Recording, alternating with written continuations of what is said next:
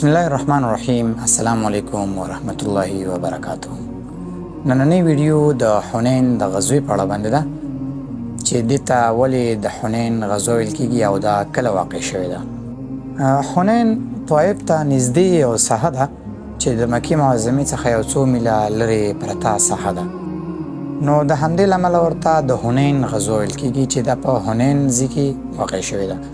دې غزوې ته په تاریخ کې یو څو نومونه نور هم ویل کیږي چې یوې غزوه اوتاس او بلې غزوه حوازن دي.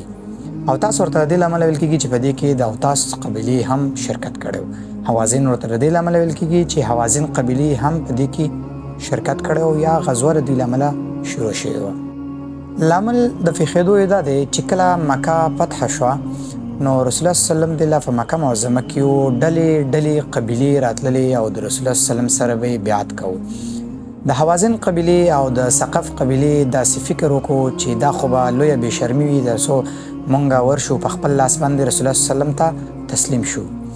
نو د دې له امله یې د جنګ اعلان وکړو او بعضې نور عربي قبایل یې هم له ځان سره راجمع کړل، لکه د حوازن قبیلې له ځان سره ثقف قبیله، همداراز بنو جشم او همداراز د بنو حلال قبیله هم له ځان سره یوځای کړه. په بنو جشم کې یو ډیر مشهور او یو هوښیار جنګیالی و چې ډیر نوم یې درلودو چې د درید ابن سما په نامه باندې و. دی په سترګو ړوند په خپله ځوانۍ کې ډیر مشهور او یو جنګیالی تیر شوی و. دغه وخت کې دی په سترګو ړوند او ضعیفه شوی هم و، حالانکه چې د کوم جنګ او د مقابلې نه و، خو بیا هم دوی له ځان سره د دې دپاره راواخیسته چې ډېرې ښې مشورې او ښه فکر او ښه جنګي خیالات یې لرل. ټول لښکر چې د حنین د خلکو د ټولو قبایلو په راجمع کېدو سره 20,000 نفر جنګ ته آماده شول چې د دې مشري مالک ابن عوف النصري ته ورکړله. په دې وخت کې د 30 کلنو یو رای خپل قوم او خپل قبیلې ته ورکړله چې خپل مالونه، زنانه، ماشومان او آن ټول سامانالات مو د جنگ میدان ته راوباسئ.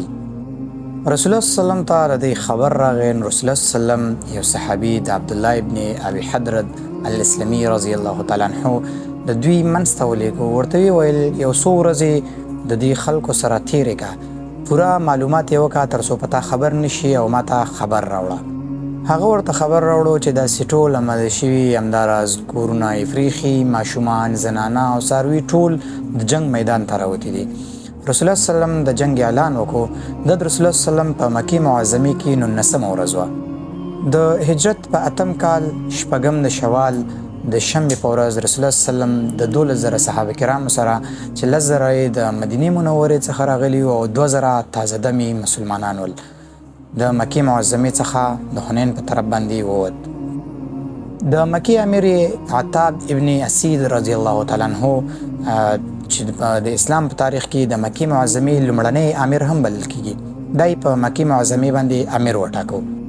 بعضې مسلمانانو په زړه کې دا خبر راغله د تعداد او د ډیروالي له امله چې نن موږ ډیر زیات یو، دا ځل زموږ دپاره هیڅ شکست نشته دی. د ماسپښین لمونځ دپاره په یو ساحه کې ودرېدل چې ګوري یو نفر په آس باندې سپور د رسول الله صلی الله علیه وسلم خواته راغی. ورته یې وویل د الله رسوله، زه له تاسو څخه مخکې ولاړم، پلانکي غر ته وختلم تر څو د خلک مې وکتل چې د حوازن قبیله ټوله راوتلې ده او خپل ماشومان، څاروي او هر څه د ځان سره راوستي او همداراز نور قبایل ورسره هم یو ځای شوي دي. نو رسول الله صلی الله علیه وسلم وویل ډیره ښه ده. مسکی شو، ویل چې دا ټول د مسلمانانو د غنیمت دپاره راغلي دي. شپه راغله، رسول الله صلی الله علیه وسلم اعلان وکړي د چوکیدارۍ دپاره څوک آماده دي. یو صحابي د انس ابن ابي مرتد رضی الله تعالی عنه په نامه باندې دی. هغه وویل یا رسول الله، زه چوکیدارۍ ته آماده یم. رسول الله صلی الله علیه وسلم ورته وویل ډیره ښه ده، پلانکې درې ته لاړ شه، هملته ودرېږه، خو ټوله شپه به له اس څخه نه ښکته کېږي. سهار لمونځ چې کله ادا شو، رسول الله صلی الله علیه وسلم هغه طرف ته ګوري چې ګوري هغه صحابي را روان دی. رسول الله صلی الله علیه وسلم ورته وویل د اس څخه خو نه وې کېوتی؟ صحابي ورته وویل نه د الله رسوله، له اس څخه نه یم کېوتی. رسول الله صلی الله علیه وسلم ورته د جنت زیری ورکړو او ورته ویل چې ته جنتی.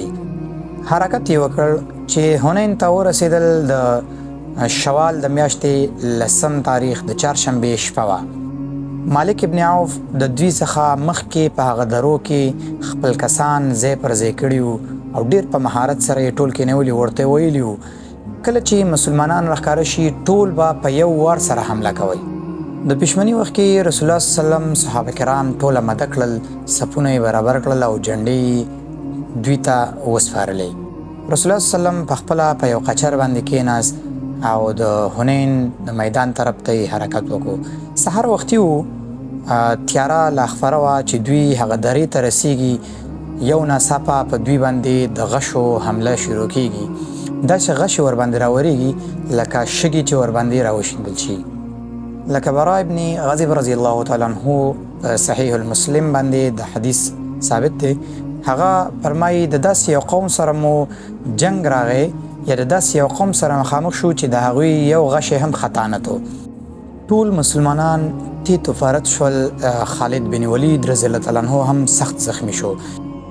ټول 100 تنه یا په بل روایت 80 تنه صحابه کرام د رسول الله صلی الله علیه وسلم خواته پاتې شول چې د هغه د جملې څخه حضرت ابوبکر، عمر فاروق، حضرت علی، عباس رضی الله تعالی عنه او همداراز عبدالله ابن عباس او داسې نور صحابه کرام رضی الله عنهما عمل ته پاتې شول.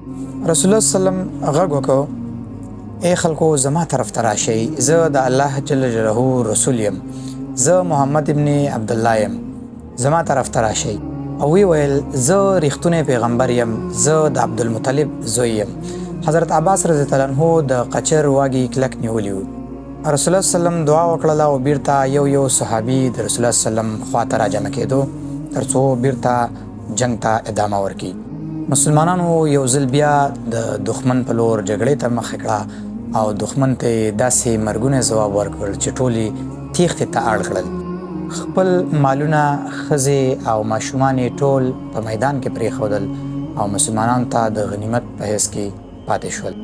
د مسلمانانو او عربو ترمنځ دا وروستۍ لویه جګړه وه چې د دې نه وروسته عربانو خپل بوتان مات کړل او په اسلام مشرف شول. دا موږ سره د حنین غزوه چې د مسلمانانو فتح باندې تمامه شوه. تر بیا مو په پاک او سپېڅلي ذات سپارم. والسلام.